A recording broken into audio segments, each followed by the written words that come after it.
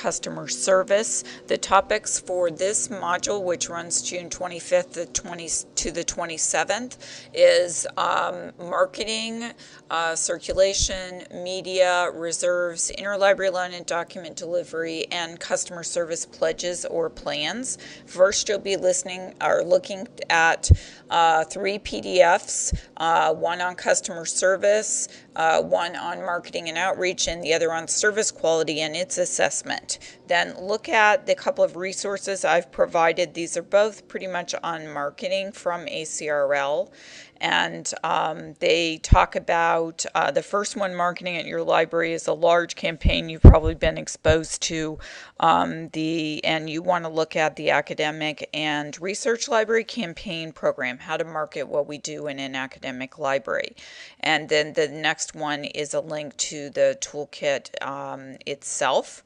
And so I think and there are a bunch of different tools and resources here on advocacy, on marketing, on media relations, on outreach, that kind of thing. So I find that is valuable to you. Then you'll be doing just a few readings, the chapter 12 in the textbook, and then a couple of things that I'd like you to take a look at is the use of pay-per-view. This is a very recent article on pay-per-view in interlibrary loan. This is basically a service where you, instead of when somebody asks for something through interlibrary loan, you buy it instead of a subscription. So pay-per-view is where if there's a journal that you do not subscribe to, then you purchase from the vendor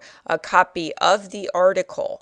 This means that this is not owned content, this is purchased, a single article purchased for the user. And then if you came back a week later and another person needed the same article, you would have to buy it again. Now, you can get a cut rate.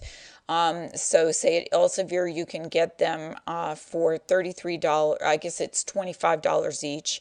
And at Wiley, you can get them for $33 each. But instead of subscribing to a journal that costs, $13,000 a year, you can actually save money. But you have to watch it carefully, because at a certain point, it's going to be more cost effective based on usage and the price of the journal to subscribe to it rather than paying for the individual articles each time they are used. And you don't get to keep them. The library doesn't get to keep them for use by other patrons, and it doesn't give you access to the whole journal, but it is an option to solve problems. So an important trend, a very new trend, only in the last couple of years.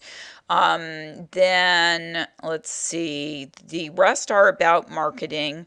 I like this, even though OCLC document that really is a very visual kind of thing that shows you how compares libraries on different metrics, and it gives some ideas of how to market libraries and really demonstrate how valuable they are. So an important initiative. Then probably the most important item here is the Waymeyer and Ouchler saying what we will do. This is an article that was done at Wayne State. And what it does is they developed a customer service plan, a pledge, and it talks about how they did that, and then you can actually see the plan as well. And this relates to our activity for the week, which is to have your work in your group and create a customer service pledge for your imaginary or ideal library. And then we can have one group posting, or you can break it into pieces, and that is due by June 26th at noon. And then you should respond to the pledge of another group, not your group obviously, by June 27th at noon. And I think this is a very interesting activity to see how different people approach customer service service. And so pretty exciting. And we don't have any assignments for this particular week.